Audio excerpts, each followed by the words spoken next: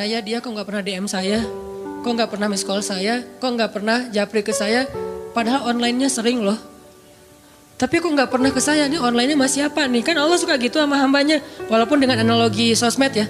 Tapi Allah tuh perhatian banget sama kita, Allah nungguin kita datang. Setelah sekian lama kita cuek sama Allah, tiba-tiba kita baru niat mau datang. Duh, udah lama juga ya saya belum japri ke Allah. Baru gitu doang, belum diketik nih, belum typing. Baru niat doang nih, Allah udah bahagia coba. Allah kok baik banget ya sama kita ya. Seolah-olah Allah butuh kita, padahal gak sama sekali loh. Ghaniyun anil alamin. Allah tuh gak butuh kepada siapapun di antara hambanya. Gak butuh sama sekali. Tapi kayak seolah-olah Allah tuh yang butuh banget sama kita. Saking baiknya Allah. Allah itu raufun, rahimun, karimun, jawadun. Apalagi latifun. Nah latifun Allah tuh. Sangat pengen dekat sama hambanya, itu Allah. Udah lama pergi nih, sibuk dengan semua orang di japri, semua orang dia chat sampai tengah malam chat sama orang lain, tapi Allah nggak pernah di japri. Allah tungguin. Kalau manusia mungkin kita bisa nyebutnya kayak kesepian gitu, tapi Allah kan nggak mungkin kesepian, tetap aja Allah nungguin seperti orang yang kesepian, saking kangennya sama kita coba.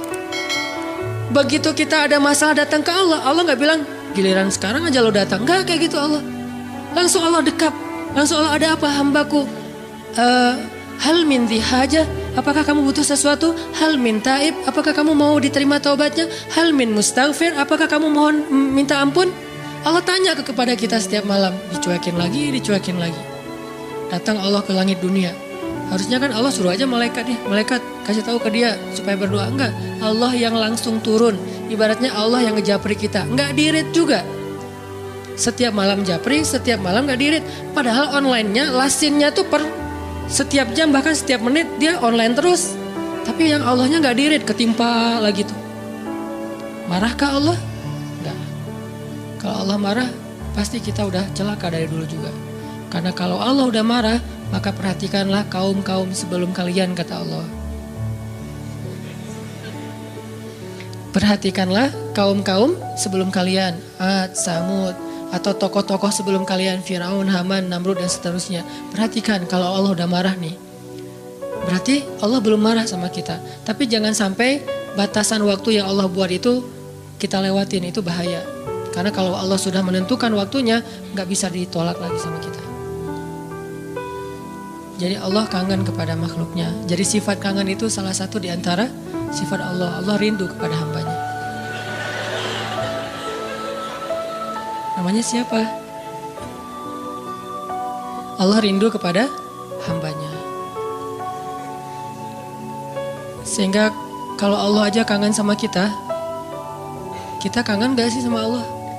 Ini nih pertanyaannya nih. Karena kalau kita gak kangen sama Allah, gak fair. Kenapa gak fair? Allah kan gak pernah dapat kebaikan apa-apa dari kita. Kok kangen sama kita? Berarti Allah kangennya tulus. Kalau kangen kita kan ikhlas ya. Ikhlas dengan tulus agak beda dikit nih. Kalau tulus gak berharap apa-apa. Kalau ikhlas berharap. Kalau ikhlas itu berharap.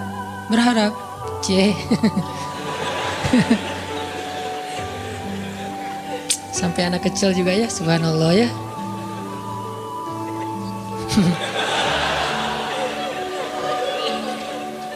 Otomatis ada cewek soalnya. Cewek kecil. Allah aja tuh gak menginginkan apa-apa dari kita, kangen. Berarti kan gak ngarapin apa-apa, bisa kangen. Baik banget kan? Nah kita kalau kangen pasti ada ngarapin sesuatu. Kayak kangen orang tua, kenapa? Pengen masakan ibu. Kangen kampung halaman, kenapa? Pengen jajan, pengen lihat suasana yang luar biasa di keluarga. Kan kangen ya kampung halaman. Kangen dia misalnya. Pengen disiapin segelas apa misalnya. Green tea lah atau Thai tea atau apalah. Kalau yang standar mah ya, atau kopi misalnya.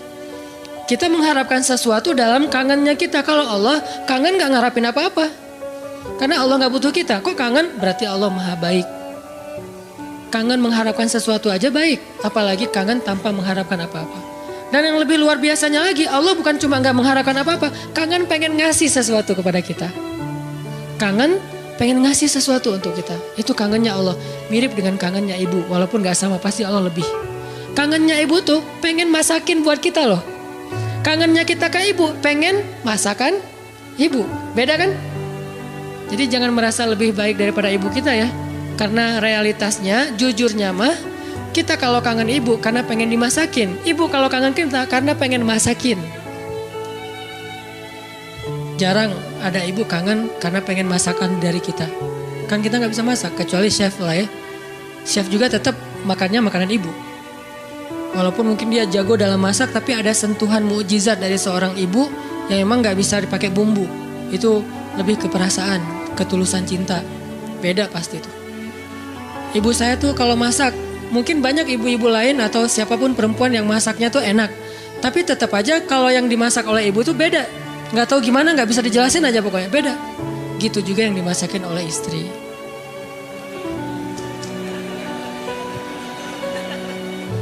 Nggak pernah ngerasain, nggak apa-apa. Sabar ya. Ibu aja dulu lah, puas-puasin ya. Karena ibu tetap aja seseorang yang luar biasa. Allah tuh kayak gitu, analogi cinta Allah kepada kita. Walaupun gak sama persis tapi minimal ada analoginya. Kayak ibu kepada anak. Allah tuh kangen sama kita bukan karena pengen sesuatu dari kita, tapi karena pengen ngasih sesuatu untuk kita. Kok bisa gitu? Ibu aja bisa, apalagi Allah. Padahal ibu kan manusia yang punya banyak kekurangan. Kadang dia capek, kadang dia juga lelah, kadang dia butuh harta dan segala macam. Namanya ibu kadang-kadang butuh. Kayak saya lagi di Mesir tuh, nelpon ibu saya, "Mak, butuh apa? Nih di rumah kalau bulan Ramadan kan bentar lagi bulan puasa, orang Aceh nyebutnya bulan puasa. Bentar lagi kan bulan puasa, di rumah nggak ada es, masa harus beli terus ke tetangga, nggak enak. Menjelang berbuka pas lagi ngabuburit datang ke rumah tetangga, bisa nggak beli kulkas? Boleh mak, boleh gitu. Nggak pernah saya ngerasa mak nggak kangen sama saya, kangennya kulkas, nggak kan? Walaupun ibu kita manusia, tetap aja kangennya lebih tulus daripada kangen kita. Kenapa ibu pengen beli kulkas? Bukan buat dirinya, buat adik-adik.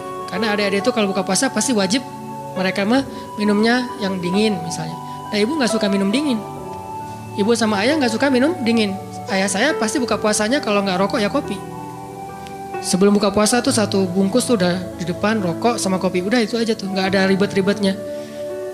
Mungkin gak bisa ninggalin ya karena dari udah sekian lama katanya sih rokok sebelum sekolah dulu teh. Jadi belum sekolah ngerokok dulu baru sekolah. Orang dulu lah ya. Sampai saya dulu pernah waktu kecil tuh diajarin ngerokok sama ayah saya. Untungnya saya sesak nafas, akhirnya nggak bisa nerusin warisan dari ayah saya. Kan dulu mah suka nonton Dunia Dalam Berita gitu kan, masih TV hitam putih dunia. Ketahuan usianya. Dunia Dalam Berita pasti banyak yang nggak tahu Dunia Dalam Berita itu apa. Anak zaman now lah. Dulu tuh ayah saya ngerokok sambil nonton Dunia Dalam Berita. Terus tahun sekali G30 SPKI kan nonton. Saya di sebelahnya. Ya, coba dong. Wes. Jadi kita kompak tuh berdua tuh. Wes. Satu batang berdua, sisanya satu bungkus sendiri dia. Jadi bukan karena pengen minum air dingin ayah dan ibu saya beli kulkas, justru buat adik-adik. Berarti tetap aja tulus. Terus, "Mak butuh apa?" Nih adik-adik belum sekolah. "Mak butuh apa?" Nggak pernah minta untuk dirinya sendiri. "Mama nih mau lebaran gak ada baju baru." Gak pernah, pasti untuk adik-adik. Kenapa gak untuk saya? Mungkin dianggap saya udah mampu sendiri, udah mandiri, jadi udah gak perlu dikasih-kasih. Artinya dalam cerita ibu kita bisa melihat kebesaran Allah. Kalau ibu aja yang penuh dengan kekurangan bisa setulus itu, apalagi Allah. Ibu bisa kangen kepada kita karena pengen masakin buat kita. Allah kangen kepada hambanya karena pengen ngasih nikmat untuk hambanya. Allah kangen kepada pendosa karena pengen ngampunin dosa-dosa dia. Kenapa gak diampunin aja? Karena dia gak datang. Kenapa gak dimasakin aja? Ngapain dimasakin, orangnya gak ada. Kan gitu kan? Katanya ibu kangen, tapi kok gak masak masakan kesukaan aku? Lah kamu masih di Bandung, ibunya di Jawa. Ya gimana yang masakin, siapa yang makan basi? Nah ibu gak makan spesial itu. Sehari-hari paling makan nasi putih, garam sama telur ceplok. Kalau enggak juga cuma cabai. Saya waktu kecil makanan favorit saya tuh nasi putih, garam, cabai. Itu aja dimakan, enak banget tuh. Sesekali makan telur di dada, diceplok, itu juga tunggu dari kandang ayam.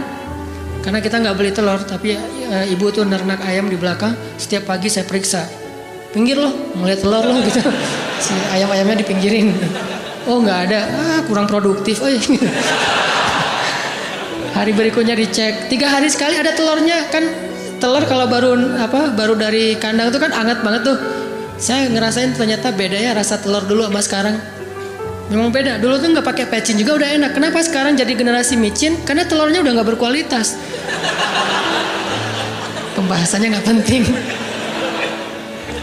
Jadi makanan ibu cuma gitu. Terus kenapa ibu? Misalnya di Aceh tuh ada namanya masakan kari lah ya, kari kambing, kari ayam.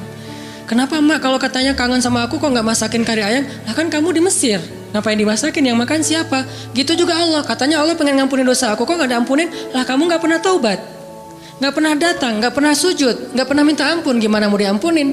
Kayak dikasih ampunan nggak ada yang ngambil gitu. Bukan Allah nggak mau ngampunin kita nggak mau ngambil, kita nggak mau makan, kita nggak mau datang gitu. Padahal Allah sediain. Begitu kita mendekat sedikit aja langsung Allah masakin tuh ampunan. Langsung menunya yang paling enak. Kalau analogi ibu tadi masak, langsung disediain untuk kita. Disediakan dengan sangat istimewa buat kita ampunan Allah. Apa istimewanya? Lengkap. Lengkap gimana? Dosanya, semua dosa diampuni. Semua dosa tuh ada tuh. Dosa A, B, C, ampuni semuanya. Taubat diterima dengan seolah-olah kita tuh udah orang paling suci. Kan orang yang paling suci itu orang yang baru bertaubat kan? Orang yang paling suci itu orang yang bukan banyak amal soleh. Itu orang yang paling banyak pahalanya. Tapi orang yang paling suci justru yang pertama bertaubat itu paling suci. Setelah itu mungkin udah mulai agak mix lagi nih. Udah ada dosa, ada pahala. Tapi baru-baru taubat itu saat yang paling suci setelah kita dilahirkan oleh ibu kita. Kita udah jauh dosanya udah kayaknya kalau di dosa itu jadi titik-titik di hati kita. Bukan hati kita doang yang hitam, seluruh tubuh kita udah hitam. Karena udah nggak ada tempat lagi di hati saking banyaknya dosa. Kalau seandainya dosa itu satu titik pulpen, terus setiap kita buat dosa tuh jadi tinta sekecil ujung pulpen itu di hati kita, kayaknya bukan hati kita doang yang udah hitam, seluruh tubuh kita juga udah hitam. Bukan cuma tubuh kita, sampai area di sekeliling kita tuh udah hitam saking banyaknya dosa. Soalnya di hati udah nggak ada tempat kosong untuk nitik-nitik kayak gitu. Akhirnya taruh di tangan, jadi tato semuanya, terus di lantai. Saking banyaknya dosa kita. Begitu kita datang kepada Allah, belum beramal soleh, baru mau datang. Astagfirullahaladzim, langsung Allah sediakan menu istighfar, taubat dengan menu yang sangat istimewa. Jadi Allah tuh kangen kepada pendosa karena pengen ngampunin dosanya. Kangen kepada orang yang banyak masalah karena pengen ngasih solusi dalam masalahnya. Kangen kepada orang yang udah berbuat amal soleh karena pengen mengangkat derajatnya. Jadi kangennya Allah itu untuk kita. Kangennya kita untuk diri sendiri. Walaupun boleh-boleh aja kangen untuk diri sendiri. Sama kayak kita boleh kangen sama ibu. Ibu kita gak akan balikin, kamu mah cuma kangen masakan mama, gak kangen sama mama. Gak ngomong gitu kan ibu kita mah. Ya udah pulang atuh nak gitu. Ya udah cepat pulang biar mama masakin. Mau masakin apa nih? Saya sering kalau dulu kan di pesantren pulangnya seminggu sekali karena pesantrennya dekat rumah sih, satu kota gitu. Setiap hari Sabtu pulang, hari Minggu sore udah balik ke pesantren. Itu setiap hari Sabtu ibu tuh pasti masakannya spesial tuh. Bang, pulang jam berapa? Jam 4 sore mah. Ya udah nanti mama masakin jam 3 biar hangat pas abang datang. Kadang-kadang macet atau naik angkotnya penuh karena sore itu angkot selalu penuh. Datangnya jam 7, diangetin lagi sama mama. Kenapa tadi nggak jam 4 udah mama masakin? Disiapin sama ibu. Nggak pernah ibu bilang, kamu mau pulang cuma untuk masakan, bukan untuk ibu. Nggak pernah ngomong kayak gitu.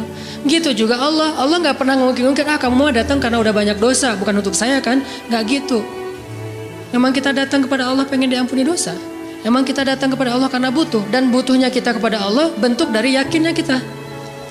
Gak boleh kita bilang saya gak butuh Allah. Saya mah memang datang karena cinta. Gak gitu. Itu mah terlalu naif menurut saya. Saya gak butuh surga. Saya gak takut neraka. Naif banget sih. Gak takut neraka. Gak butuh surga. Seolah-olah harta yang berharga di sisi Allah itu gak butuh gitu. Sombong banget kita kalau bilang gak butuh surga. Sombong banget kita kalau bilang gak takut neraka. Malaikat Jibril aja takut neraka. Pernah malaikat Jibril nangis luar biasa. Kayak orang habis diputusin nangisnya teh. Nangis banget tuh, didatengin sama Nabi Muhammad. Jibril, kunaon gitu. Kenapa gitu, Jibril kok nangisnya kayak gitu-gitu amat. Ini ya Rasul, saya teringat tentang neraka. Dan setiap kali teringat tentang neraka, sejak Allah ciptakan neraka itu, saya gak bisa berhenti nangis. Coba, malaikat aja yang lebih keren dari kita, dzu quwwatin. Ya, malaikat itu kan paling kuat tuh, Jibril. Yang bilang malaikat Jibril kuat, Allah bukan kita. Berarti kuat banget nih, tapi takut neraka. Dan kita bilang gak takut neraka, sombong namanya. Harus takut neraka, harus pengen surga. Dan tetap cinta kepada Allah. Dan itu gak bertabrakan tuh. Cinta, takut, berharap, itu semuanya bagian dari kebaikan. Teman-teman yang dirahmati Allah Subhanahu Wa Taala, tadi kita sampai kepada pembahasan analogi gimana rindunya Allah, kangennya Allah kepada hambanya. Itu analogi yang mungkin agak mendekati, walaupun gak pernah ada yang sama dengan Allah pastinya. Adalah kangennya ibu kepada anaknya. Jadi kalau kangennya ibu kepada kita itu pengen masakin. Kalau kangen kita kepada ibu pengen dimasakin. Itu bedanya tuh. Jadi jangan berpikir ketika Allah kangen sama kita, Allah butuh kita, enggak. Justru Allah kangen sama kita karena pengen ngasih ke kita kebaikan-kebaikan. Allah kangen kepada pendosa bukan kangen karena dia orang soleh, enggak. Karena Allah sayang sama dia. Bukan karena, kok pendosa dikangenin. Bukan, itu mah kita yang hitung-hitungan. Makanya jangan menganalogikan Allah kayak kita. Seperti kita bilang, kan suka ada yang ngomong gini, ke Allah mah gak usah banyak minta, gak enak, mending beribadah aja. Emangnya Allah tuh akan berat kalau kita minta? Kan enggak. Justru meminta kepada Allah itu ibadah. Jadi makin banyak berdoa itu makin banyak pahala. Karena berdoa dalam agama kita itu bagian dari ibadah. Cuman namanya bukan ibadah muqayyad. Ibadah muqayyad itu kayak sholat 5 waktu, udah jelas waktunya, jelas cara-caranya.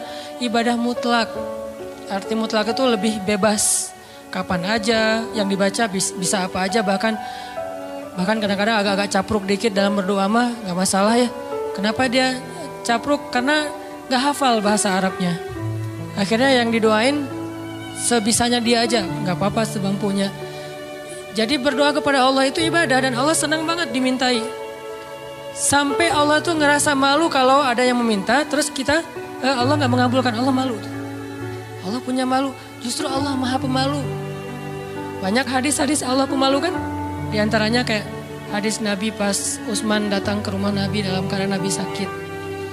Pas Abu Bakar datang, Nabi gak pakai baju atau pakai baju tapi gak terlalu rapi gitu, biarin aja. Umar biarin aja. Begitu Utsman yang bilang salam, Nabi langsung rapi-rapi. Udah semuanya rapi baru Utsman dibukain pintu. Ditanya kok gitu-gitu amat sama Utsman? Dah kita mah gak gitu. Kata Nabi, jangankan saya, Allah aja malu kepada Utsman. Terus Allah juga malu dalam hadis Nabi, sesungguhnya Allah malu kalau ada hambanya mengangkat kedua tangannya. Ini juga dalil bahwa berdoa boleh mengangkat tangan. Jadi gak perlu diperdebatkan lah. Gak angkat tangan boleh, menelunjuk juga boleh. Nelunjuk jangan pakai analogi culture manusia. Kalau culture manusia gini tuh merintah kan ya. Tapi kalau culture agama ini bukan merintah. Cuma Allah doang yang saya berharap gitu maksudnya. Wah kok gitu sih kayak merintah Allah. Enggak, ini mah pakai perasaan kita. Kalau pakai perasaan agama mah enggak gitu. Kan Nabi kadang berdoa gini. Kadang berdoa emang enggak pakai ngangkat tangan. Kapan tuh? Kayak pas naik kendaraan. Kan enggak mungkin di atas onta gini kan. Agak-agak gimana gitu. Atau pas mau makan. Tapi pas mau makan bismillahirrahmanirrahim.